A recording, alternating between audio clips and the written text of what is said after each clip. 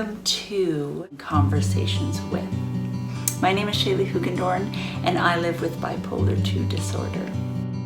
Sharing with others is healing, both individually and collectively. Sharing our stories will educate others, bring more understanding, shed more light, and smash more stigma. Our voices need to be heard. Our stories aren't over yet. This is bipolar. Hi, everyone. Welcome back to This is Bipolar. I am so excited because we are recording this for World Bipolar Day. And I wanted to bring on some of my friends to talk about hypomania and mania today, because I really feel like it's one of the most misunderstood parts of bipolar disorder, and also it is the thing that we need to be able to take to the doctors to get a diagnosis. So I am way ahead of myself. If you haven't listened before, my name is Shaley Hoogendoorn. My pronouns are she, her. I'm a mom, an elementary school teacher, and a mental health advocate. And I live with bipolar 2 disorder. Anyways, I would love first for my friend Rudy, could you introduce yourself again? Hey everyone, I'm Rudy Caseres. I use he, him pronouns. I am a mental health speaker, video creator. I do lots of live streams and all kinds of fun stuff, podcasting. And so I love talking about my story. I don't have a bipolar 1 or 2, so 1.5, let's say. Perfect. Love it. That's amazing. Yes. And I am going to put all the handles of our friends down below. And also, I've interviewed them individually. So go back and listen to those to hear their full story. Tatyana, tell us a little bit about you. Hi, my name is Tatyana. I am a mental health case manager, so I work for a nonprofit. And I also create content online under Having Bipolar, kind of sharing my experience and my story and what's helped me along the way. Awesome. Awesome. Thank you both so much, so much for being here. I wanted to start off by talking to each of you, just telling me your experiences at the beginning of an episode. Maybe one, do you notice them, the start of something? Or two, does it come on quickly? And I'd love to start with you, Rudy. Could you tell me a little bit about your experiences? Yeah, I'm a little weird because the past 2 manic episodes Yeah. lasted about a day, and the first Wow. one lasted a little over 2 months. And so, and the last 2 just came out of nowhere. The first one, I was going through a lot of stress at college, and I was actually president of my Active Minds chapter, which is a organization and nonprofit in the United States that talks about college mental health. And I was the president, and it was a big responsibility for me. And I was starting to get overwhelmed with that, but also feel underappreciated for the work that I was doing. And I was talking to a therapist, and I was like going back and forth with her. And it was just a really tense time. And so I never had been manic before that, and so Yeah. I didn't really know the the signs, and I never considered myself bipolar, and so it took a while before I realized, "Hey, this sounds kind of like a manic Mm. episode." Yeah. Yeah. And so that episode, was that one of the longer ones, or was that like your short one? Yeah, and I remember the day that I crashed. It was at the end of the semester, and I was talking Mm. to my club advisor, and she was like, "Rudy, like, you have all this passion and energy," and she didn't know that I was manic, and he's like, you should go on to college, get your degree, get yourself a real job, and treat this mental health advocacy as a side thing. And I was just Right. like, no, like I want to keep doing this. I want to keep like sharing my story and reaching bigger and bigger audiences. You don't get it. You're trying to hold me back. Yeah. And finally it just got to me, like, maybe she's right. Maybe I've been wasting my time. Maybe Oh, I need to do like get like a real career and all this other stuff and just like put the mental health advocacy to the side. And I just had the worst depression afterwards. It took a long mm, time yeah. for me to get out of it. And thankfully I did. But Mhm. yeah, that was quite the experience. Wow, wow, yeah. And during that time when you thought you wanted to reach a bigger and bigger audience, would you consider that kind of something you would think of regularly, or were you starting to get like grandiose ideas? I know that's a symptom where I start to think like I'm convinced I'm going to change the world, or this is the thing. And I heard you really clearly when you said, like, when the person said that to you, like, I feel like I'm like, they don't get it. Like, I know something they don't know. And so it's interesting that you were able to listen to her. But yeah, do you think it was some grandiose thinking or a part of the mania? Yeah, because to me, everyone else was sick. I was the one who was reaching this higher consciousness and was reaching my potential. I had been so depressed up until then, and I finally felt like I had cured myself of the depression. This is my true form, who Yeah. can stand up for myself and has confidence and has energy and can do all the things that I say I'm going to do. And it was quite the experience. I remember one time I was just going up to every teacher organization, say like, "Hey, can I share my story?" And I was taking a psychology class, and I told the professor like, "Hey, can I share my story?" And then she was like, "Sure," at the end of the semester. And I would just stop going to classes when I was manic. I just didn't think I'd Yeah. need any of that. And I found out that she was going to drop me, and I was like, "What are you doing?" Like, I'll be fine. Like, I'd still take the test. I could still take the finals. I don't Yeah. need to be here every week, and I want to share my story at the end. You told me I would. Yeah. And she was like, no. And I was like, Oh, we need to go to the department chair right now and yeah. talk to him, and I can convince him. And we did. And I Wow. did. I Yeah. was able to stay in the class, and I shared my story at the end after I'd had that crash. And it was just a weird time in my life where I thought I can get away with everything. Yeah. Yeah. It's so true, right? I just feel, I wish I could bottle up the teeny little bit of that. Do you know what I mean? It gets out of control, but the teeny bit of confidence is very nice. How about you, Tatiana? Do you have warning signs? Your first, tell me about maybe your first manic episode. Did you know what was happening? I'd love to hear a little bit about that. Yeah, no, I definitely have warning signs that I can identify now. But my first manic episode was really hard for me to identify because especially at that point in my life, I was really just this upbeat, high energy, go-getting person anyways. So identifying what was the beginnings of a manic episode and what was just me was really Mhm. tough. And I think Yeah. especially more so for other people looking in.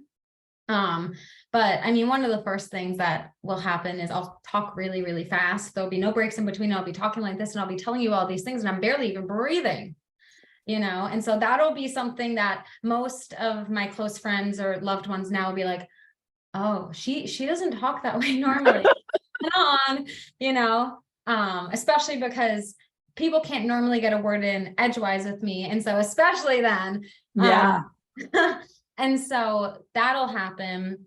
And then the next thing usually is I'll get, at least at like specifically at that time, my first episode, I was already doing a lot. So I had, at that time in my life, I was still doing advocacy actually, but I was doing advocacy for the gender gap in technology. I was working in computer science and education, and I was already doing a lot. I had partnered with Microsoft and I was teaching at universities.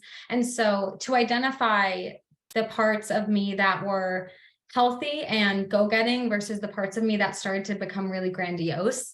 Mhm. I remember at one point I had convinced myself that I was going to develop a piece of computer technology that would be inserted into the brain that would allow for you to stabilize your moods and your mental health without medication. And I was convinced that I was going to do it. And I was doing all this research for it. And I was telling people like, look at this thing I'm going to invent, even though I knew nothing about any of this. I was completely underqualified and not qualified at all. I was reading these massive research articles, not understanding or comprehending any of it. Oh. Just feeling like I'm reading it, so I'm learning, and I'm gonna, just completely not in touch with the reality of the situation. And then when my manic episodes reach like full-blown mania, I'll experience delusional thinking. So there have been times where I thought I could fly. I'll have auditory hallucinations. I'll be able to hear things. My last one, I was in bed and I was trying to sleep, and I swear to God, I could hear whales, kind of like I was under the ocean. Yeah. This will happen sometimes. And I live with my partner now, and I'll knock him over and I'll say, "Are you hearing that?" To like almost double check to see either I am hearing something that's weird and I shouldn't be hearing, or I'm hearing something that nobody else is hearing, and that's a red flag. I've had times where I've thought that people, like, I'll get extreme paranoia. I've had times where like I've been really nervous about all the technology in my house, thinking that like people are watching me through my cameras. And that's something that will still happen if I'm in an incline in mood, is like one of the first things that I'll get paranoid about, partially because I have a background in computer science, is that I'm being hacked or watched by something that I can't control. And so one of the times I was manic, I literally was like, I ran out of my house. My boyfriend was with me. It was nighttime. I ran out I honestly don't remember much of it. I remember being really, really overwhelmed and just very jittery, and like I couldn't sit still. Usually like I'll pace a lot. And then I ran out of the house, and I remember he was following me, trying to get me back inside, but I don't really have any memory of what exactly was going on, like in my brain. I just know that I needed to escape. Yeah. It might have even been that like when I'm manic, I have this big fear of like being hospitalized. Not because I've had a bad experience, but just because I'm afraid of being trapped and almost losing this free feeling that I have. Yeah. And so there have been times where I'm manic, and I know that other people know that I'm manic, and I don't want them to know that I'm manic. And so I'm trying to run away, because I think, if they think I'm manic, then they're going to want to institutionalize me or tell me that whatever's going on isn't real. And so, yeah, my mania just gets there. Wow. Yeah. And I think for our listeners that don't have bipolar, or are wondering if they do, or people that think they might love someone with bipolar disorder, what Tatyana is speaking to is mania. And then something that I experience is hypomania.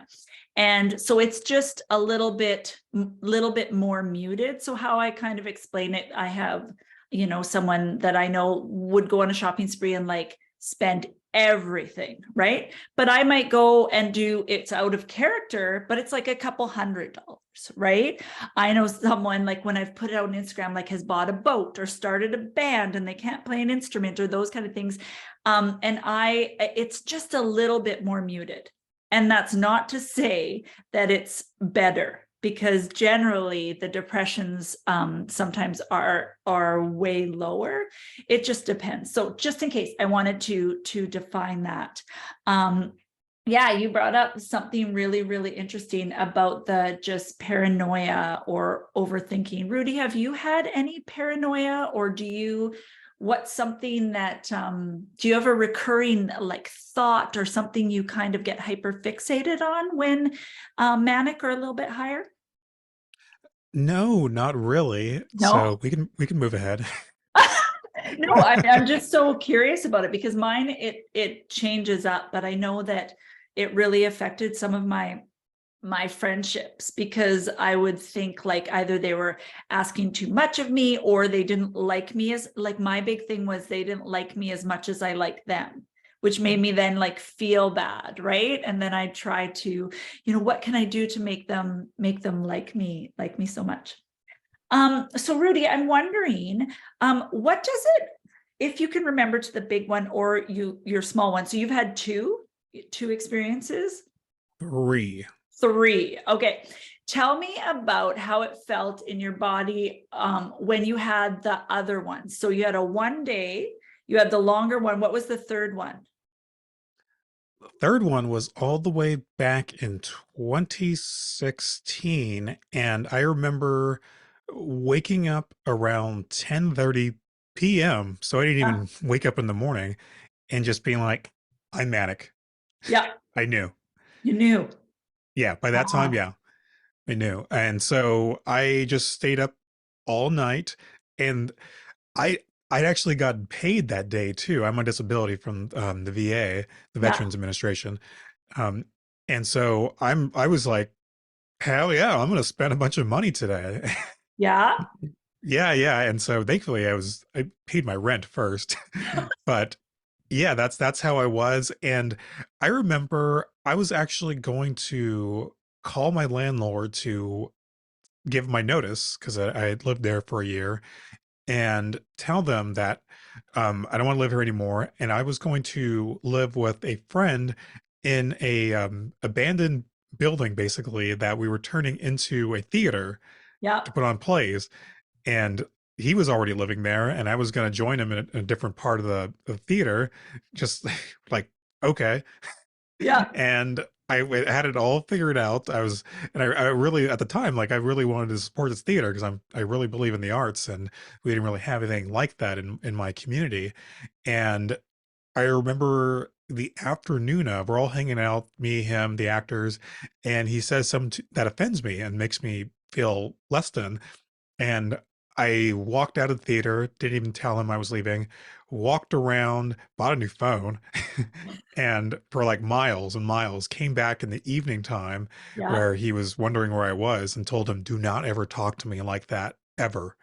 And we got into this big fight, and not physical fight, but I Yeah. left, and that was it. And thankfully I came to my senses and stayed in my current apartment and didn't move into an abandoned building basically. But yeah, that was another weird time in my life, and I woke up the next day not manic anymore. Wow, that is fascinating. Yeah, you bring up something, a couple things that are really important, and that is sleep. I'm curious. You said that you stayed up all night, and that is one of my first signs. First signs are I am usually pretty lethargic in the morning because of the medication that I take. And I'll know that something's up when I just wake up, and it's almost like my eyes are like, bing, let's go. Right. Tatyana, how does your sleep get affected? Does it come on gradually? Do you lose sleep gradually? How do you do you experience that? Yeah, no, I'll know that I am higher energy. I'm a nighttime person. My meds also make me very drowsy in the morning. And I'll know that I have to keep a very strict sleep schedule, because if my sleep goes, I am just more likely to fall into that Yeah. bad mood. And so, like, honestly, a few weeks ago, I take medication, but to be honest, I think that I'm always kind of doing mini cycles. They're not Okay. as severe as my normal cycles, but they're noticeable in pattern. And so a few weeks ago, I had noticed that I was playing video games, which I don't normally do, but every now and then I like to just lose my mind Yeah. and into them. And normally I go to bed around 10:30.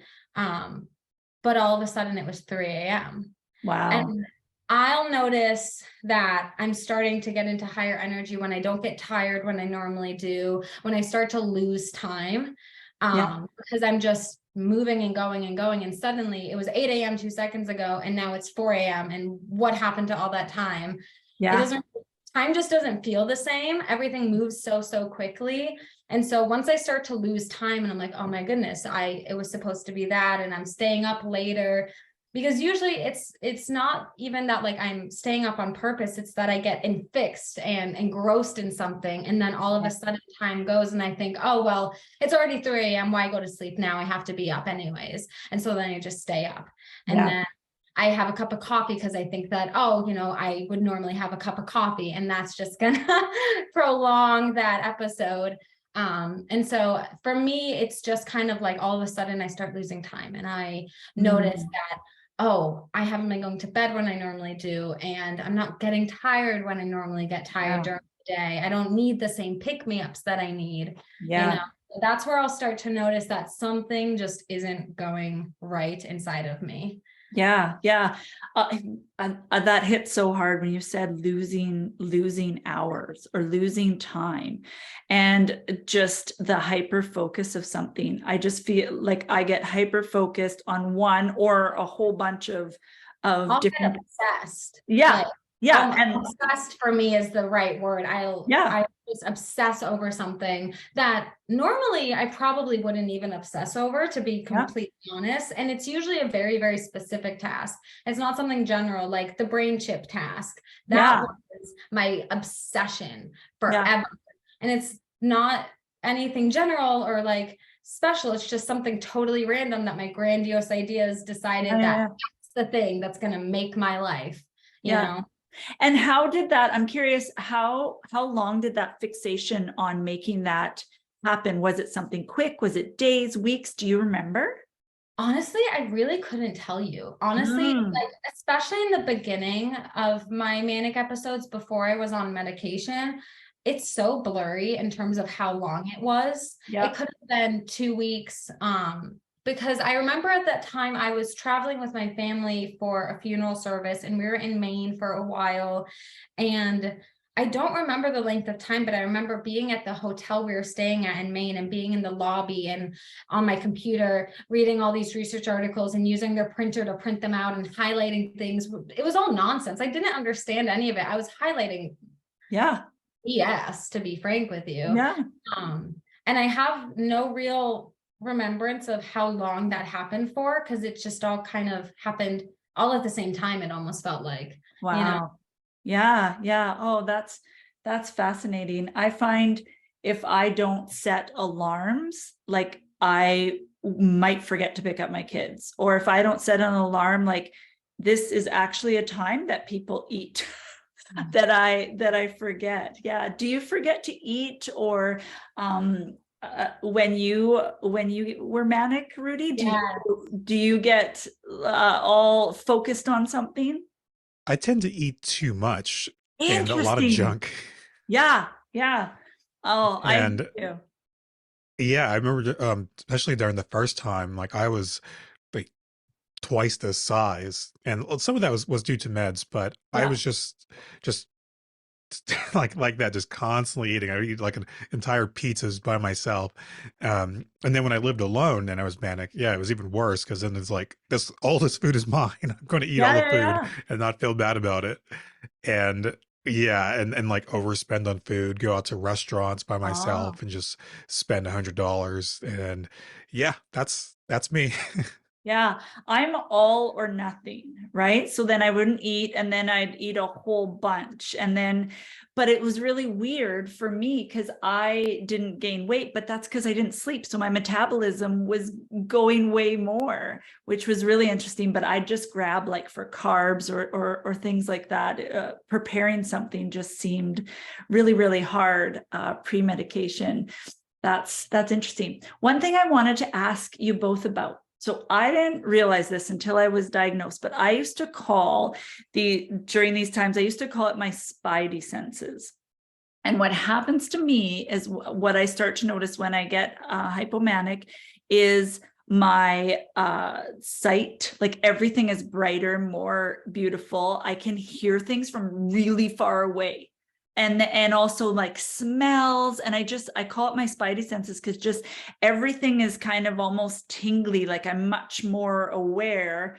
The sun is brighter, and it's not so much that it stops me from going around my daily things, but I just feel more, I don't know, sensitive to it. And sometimes it would overwhelm me. Tatyana, do you have spidey senses, or what I now know as sensory issues? Oh my, do I have sensory issues? You're preaching to the choir. When I'm manic, it feels like static through my whole body, kind of like that, just electricity, just like that, just exploding all throughout. And I think normally I'm quite sensory. And I think that just has to do more with my like ADHD than anything. But when I'm manic, I'm much more prone to be irritable. And so what will happen is I will get overwhelmed by a sensory thing, and then that'll make me irritable, which then will make me that much more sensitive to all of it. because I'm already kind of in a high strung place, because usually my episodes are induced by some sort of stressor. And so even when I'm manic, it's like a manic stress. It's like I'm trying to heal something inside of me by with external stimuli and external validations.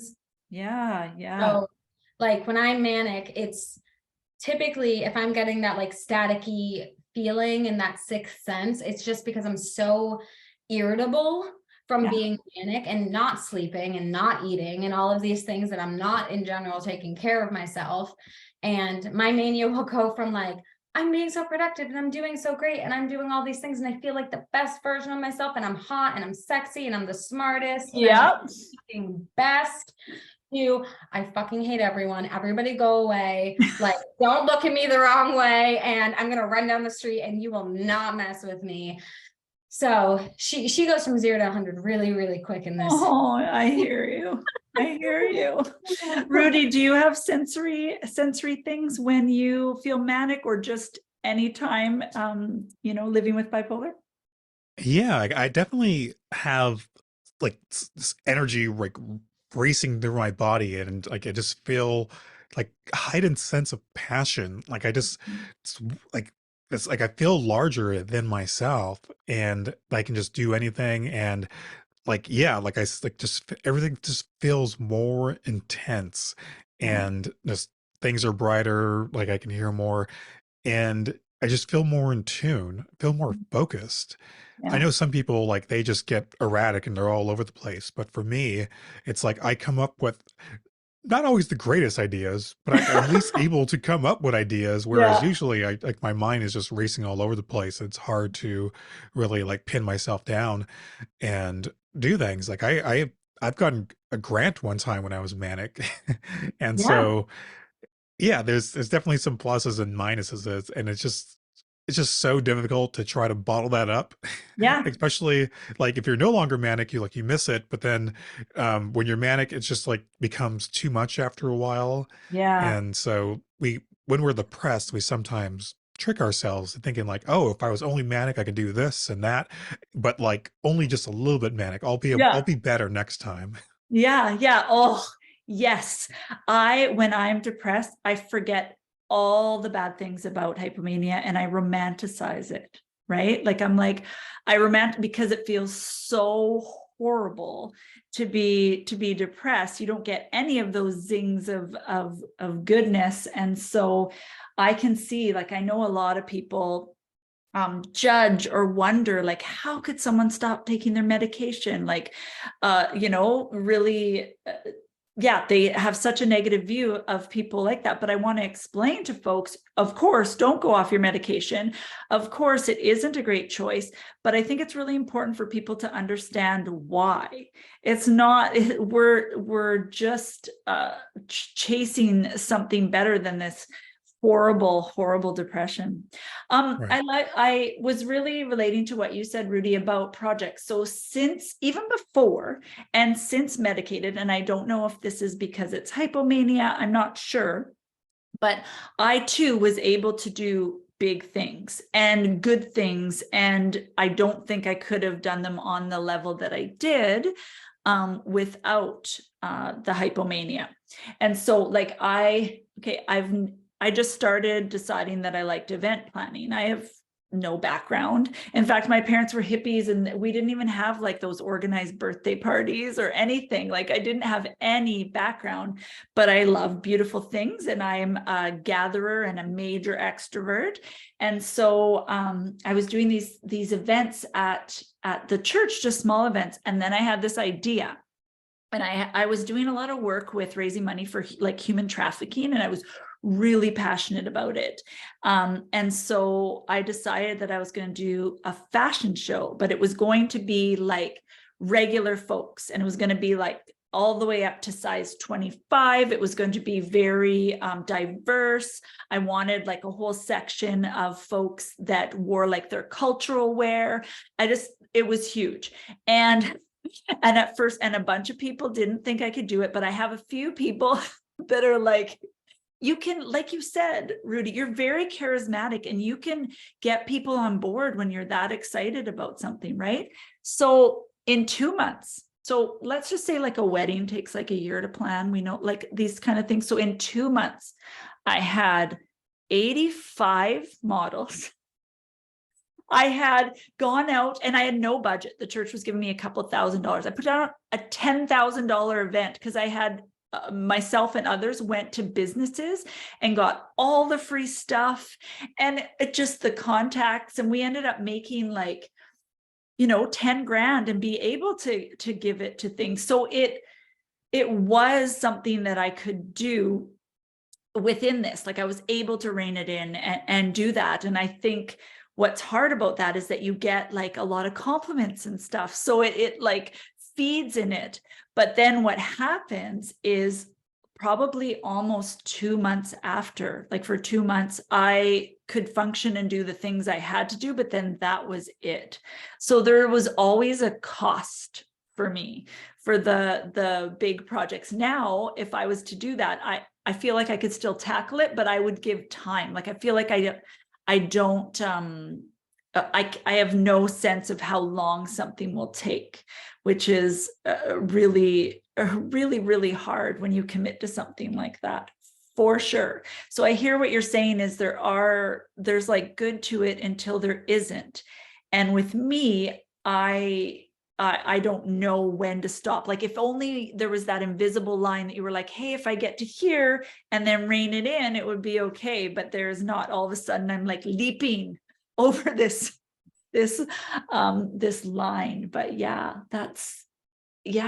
I would love to hear like, what is the most like out of character thing you have done? Or what is something like maybe you've purchased that you thought was like life-changing, or that you wouldn't purchase a lot of, or purchase it at all? Tatyana, I'd love to hear that. Something out of character and maybe a purchase, if there was. Yeah, I'm not, I'm a regular shopper. That is nothing to do with my bipolar. That's just because I love a dopamine fix. Yes. But I think the most manic that I have been was probably before I was medicated. And it was actually during my first hospitalization. My mania goes from really great to really super unpleasant very quickly. Yeah. It'll start off, I'm in a really good mood, I'm being super productive, I'm getting a lot done, to suddenly I'm not sleeping, I'm starting to see or hear things, I'm starting to have these grandiose ideas and not realize that they're bigger than what I can accomplish. And my mania for me is like honestly really scary. I would rather be depressed, to be completely honest with you, than be manic. And during this one hospital stay, I had a roommate, which wasn't normal. Most people had rooms to themselves, but I had a roommate and she was sleeping because it was nighttime, but I was up and I was like wrapped in my blanket and I was walking in the corner of the room, just like pacing back and forth and back and forth and back and forth, and having these delusions of this superhero who I had called Squirrel Girl. Okay. I was just like, okay, Squirrel Girl, she's going to save me. She's coming. She's going to save me, because Squirrel Girl keeps people from going nuts, was kind of the, wow. Yeah, I love a pun. Even when I'm mentally ill, I can appreciate a good pun, apparently, because this had been this character that I had been coming up with, and I was running back and forth trying to like wait for her to come, and she was going to save me, and she was going to help me calm down, and she was going to make everything better. And then there was even a time after that where I had thought like that if I killed myself, I would be reborn back into this pure being that didn't have all these problems, and I would be almost saved in a way. And so there weren't times of extreme purchases, but there were times of just extreme not being in touch with reality. Yeah. And just for me, the scariest, because that's where I've been at the most risk of harming myself. I mean, there was a time where I believed I could fly. And so, just times where I'm literally not in my right mind and not really in control of what is going on with me at all. And those are the highest highs, is when it gets to that point where I just am not in touch with reality. in a way where I can like identify or take care of myself. Wow. Wow. Thank you so much for being completely honest and vulnerable about that, because I think that one of the things that is, the most misunderstood or misconceptions is that it's good and fun and something that people would want to experience. I know there's been a lot of stuff on TikTok lately, right? Just, riding the high, or people that are using mania not in the medical way and talking about it. And I have heard from other people how frightening it is and how scary it is. And I think that's why I try to be really careful when I talk about it, because there sometimes, and I used to just focus on the good part of it, but I just want to thank you for educating folks about that and just being honest, because I feel like there are some things where, like, I don't carry shame about it anymore, but just were like embarrassing. I remember I thought I was a matchmaker, and I went to like a friend's house, and then the guy a couple doors down, George, didn't know him barely, and I was convinced that they were together. So you have to go back and like kind of apologize or explain or ghost them, depending on what it is. But yeah. Rudy, what would be the most negative thing that you think about being manic? I mean, for me, like I can definitely be more abrasive, more aggressive, and just flat out mean, to be honest. And so and it comes from just thinking that everyone's against me. People want to box me in and tell me I'm sick. And just, I see the greatness in me and others don't. And that just really grinds my gears. And like, I just act out, and anyone who doesn't get it is just like the enemy. And I don't like being that person. I obviously, Yeah. like, I like being nice, like doing Yeah. good things and being compassionate. So I feel like it heightens the worst parts of my personality, because those things exist, manic or not. They're Mhm. just amplified much, much worse when I am Yeah. manic. Yeah, yeah, yeah. I hear you with that. And then with me, I didn't recognize before the anger and aggression that came with it.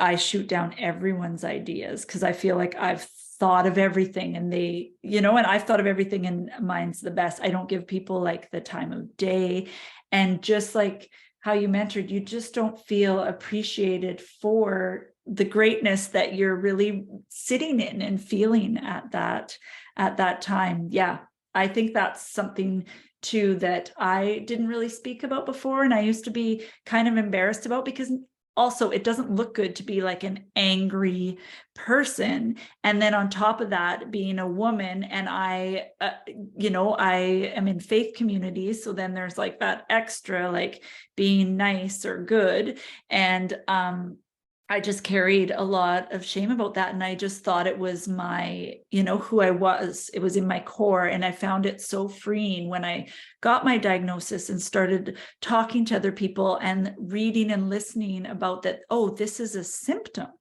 right? This isn't who I am at the core. Like I believe I am, a kind person. And so I think that's really hard for people to explain. And sometimes, like I was telling my therapist, I was getting all down about it. I was like, if I had a different disease, right, or a different illness, and one of the symptoms was maybe like, I don't know, I'm going to say something random, but like getting scabs or like a bleeding or like something like that, it would invoke empathy. People would want to help take care of me, all of those things. But when your symptom is aggression and anger, there's not a lot of empathy there, right? People think it's something that you should be able to control. And so I was kind of like having a mini therapy tantrum. I was just like, it's just not fair, because I can tell the people I love around me, and they can understand it, but doesn't mean I don't still hurt their feelings, right? And so the people around me just get the the brunt of it. And I think, yeah, that anger, thanks for bringing that up, Rudy. One thing that I was wondering is for both of you, starting with Tatyana, for both of you, was it your manic episode that led you to a diagnosis? Oh, yes. Yeah. And when I say that is because I had experienced depression a lot in my youth. And so it was really the mania that made me notice something was actually wrong, because I kind of thought like, oh, everyone has depression, like it's not a big deal, I don't need help for that. But when the mania started happening, that felt so much less in my control. And honestly, I've always felt my depression easier to manage just because people talk so much more about it. There's so many more resources and research on depression. Whereas when I tried to look for things for mania, I was coming up so short. The people weren't talking about it. People weren't identifying useful coping skills for it.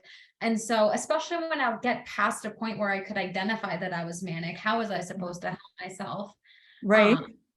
You know, and so my mania was the reason I noticed something was actually wrong going on inside of me, which is how I ended up getting myself to the hospital, because I was like, the depression I expected and I knew and felt comfortable. And I felt like, okay, even if this is my life forever, I guess, you know, I can manage this. I feel like there's a lot of easy ways to access resources and help if I need it. But for the mania, I did not feel that way at all. It felt like a completely different beast that nobody understood and that nobody was really talking about at the same level as depression. And I was originally diagnosed with depression when I had gone to my PCP and mentioned it. And something that I've always been really frustrated about is that if I had been screened for mania when I was screened for depression, maybe I could have gotten a proper diagnosis sooner, you know, because, and I think part of the thing is I was diagnosed under 18, which is considered early onset, because typically you have to be 18 to diagnose bipolar disorder 1 or 2, from what I understand. And so I've always wondered, you know, if they had given me a mania screening, even if it would have been considered early onset, what could have happened sooner? You know, would I even maybe had more support on my side, because my parents weren't necessarily understanding in the beginning. So if I had a doctor who had screened me for mania, maybe they could have advocated for me when I didn't feel like I could. But yeah, my mania definitely is the reason I seeked help, because that's how I knew, oh, this is not right. This is not who I am. Yeah. Wow. And you went on your own? You took yourself? Yeah. My first hospitalization, I drove myself to the ER because I didn't really have the support from my parents at the time. I was 17, and I didn't really have the support that I was hoping for. And I kind of just felt like, well, you know, I've taken care of myself this far, and if nobody advocates for me, then I'm just going to die. So it was really just either take care of myself and be my own advocate, or let this illness kill me. And I didn't want the latter. Wow. How self-aware at 17. Wow. That is powerful. Rudy, did your manic episode lead you to your diagnosis? When I was 26 when I first became manic, and I dealt with depression pretty much my entire life. It wasn't until I had the manic episode where I started putting the pieces together, doing research, reading up on things, talking to other people, and and it took the crash for me to get help. I was not going to get help when I was manic because I was so and just it just took over me, and I loved it at the time. And when I had the crash and came back to my psychiatrist and was telling all these things, like she didn't really see me as manic because I didn't want to go see a doctor. And so it took some convincing. And finally I did get the diagnosis and got on the proper medication. But yeah, it was a process. And thankfully I found out, because I now it explains a lot. Whereas like now, like, because I haven't been manic since 2016, like I often question myself, like, am I actually still bipolar? And but like I still in the back of my head, any day now, like it could just happen where I just wake up and I'm manic. And then where do I go from there? So I don't think it's completely behind me. It's still always a possibility, but It's been what, since 2016? That's 4 or 7 years, man. Yeah, yeah. Have you experienced any depression since then? Oh yeah, yeah. I mean, Yeah. there was a small sliver of time where I wasn't depressed and was like just really feeling like my best self and loved Yeah. myself and was productive and just nothing could really phase me. And obviously the pandemic eventually wore itself down on me, and Yeah. not being able to be around people a lot, not having as many opportunities to do public speaking and all the things that I enjoyed doing. And it's just been this slow crawl out of that. And Yeah. I at least know what it's like to be no longer depressed. I didn't really understand that back in the older times, and now I do. And so I'm more hopeful that this depression will eventually recede and I'll get Yeah. to experience the joys of living again. Yeah, yeah. I know even when didn't know it was hypomania, just the thought for me, it was very cyclical. So I knew like spring is coming, right? Because that's when I would start to go up, spring is coming. And so I would hold on and I would, yeah, I would not, I literally, I didn't realize this was suicidal ideation because I just thought that it was just a thought, right? But I remember literally wanting to take something to be able to sleep until I felt better. Right. And I remember I kind of argued with my therapist, and she's like, no, like that is not a regular thought. That is not, yeah, just something that the average person thinks. And so I really had to wrap my head around that. But yeah, I think that if you're someone that's wondering if this might be you, if you're seeing yourself in some of our stories, it's really important to not just talk about the depression, to tell all like what it's like all year round. Like that helped me in that when I finally got the help, I was telling the whole story, right? Because I just, like both of you, I just went for help, at first when I was depressed, because I thought the other part was just me. So do track that or get someone to track it for you. And sometimes, like I live on kind of a high vibration anyways, and know your levels, right? Like I know what my base level is, so I know what a heightened is. Some people's base level, I know a few folks, is so low that their hypomania doesn't seem like hypomania at all. So I think it's really important, and I understand completely that it is difficult to do that when you're in that space. But yeah, if you're thinking at all, bring up that part, the mania. And I was 33, I think, and I had literally gone to the doctor. I even actually brought up bipolar once, and it was my general practitioner, and he clearly didn't know a lot about mental health things. He said, "No, you have a degree. You take good care of your kids. There's no way you would ever have bipolar disorder." So if your GP isn't listening, try and keep going till there's someone that knows. So yeah, well, I would just love so much if you could tell me some strategies or practices or things you have tried that have helped you when you're in a more heightened state. What are some things that help you? I would love to, Tatyana, tell me some things that help you. Honestly, most of the things that help me are preventative things, just making sure I'm staying on a healthy sleep schedule, especially, the biggest thing that helps me is just being able to identify when a symptom is starting. Mhm. So knowing what is a symptom of beginning to feel manic and keeping an eye out for that. It's kind of exhausting because I feel like I'm kind of always looking for, is this a symptom or is this myself? Is this a symptom or is this a cause of my environment? And so for me, a lot of it is preventative, identifying it before it really starts to get bad. Because the truth is that after a certain point, I just can't help myself. And at that time, I have a great support system of people who can identify she is not herself right now. Who can help me? And a part of something that helps them do that is I have a care plan that I create, that I share with everyone. And all it is a list of my coping skills for mania and depression and ways that I can help myself or they can help myself just come back to a more grounded space. Yeah. Because part of the hard thing when I'm manic, especially, is that I don't want the help. And if you tell me that I'm manic, I am just going to tell you to fuck off, because that's the last thing I want to hear. Even if I know I'm manic, Yeah. I don't care.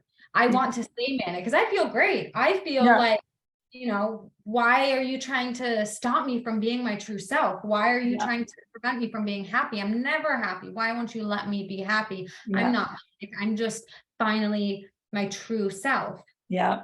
And so something that my partner has had to learn with me is that, like, the last thing you want to tell me when I'm manic is, I think you're manic. Let's go take a hot bath. It's more just like little ways of him trying to slowly be like, oh, do you want to do this instead? Like, hey, have you, gentle reminders to push me in the right direction. Because if you just straight out say it, I'm going to think that you're trying to fix me and that you think I'm doing something wrong, and I'm going to bolt the other way.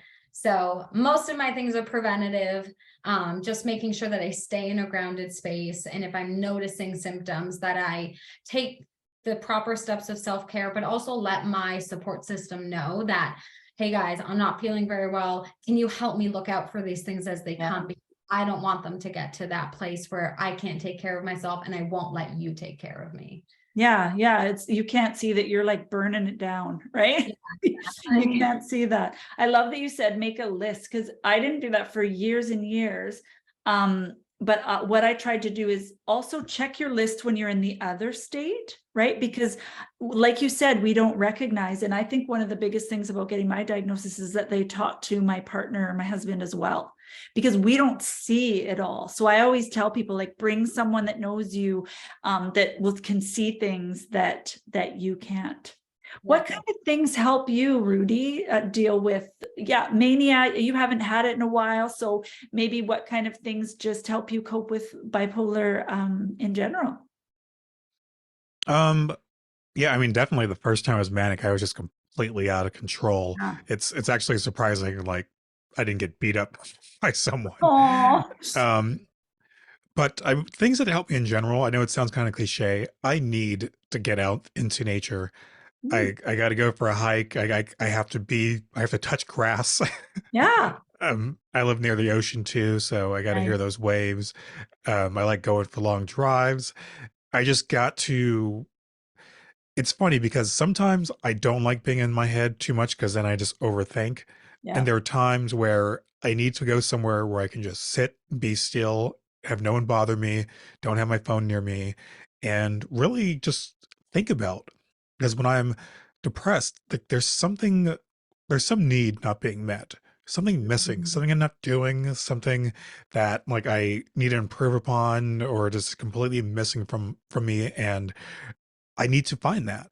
And I'm only going to find that by going into here, good, bad, ugly, and really being introspective and contemplating what's going on. And I'm Yeah. only going to get that by really being thoughtful about it, as opposed to just like, nothing's wrong, I'm just going to keep on doing what I'm doing, or Yeah. like, I don't want to think too hard because it's going to bring up ugliness.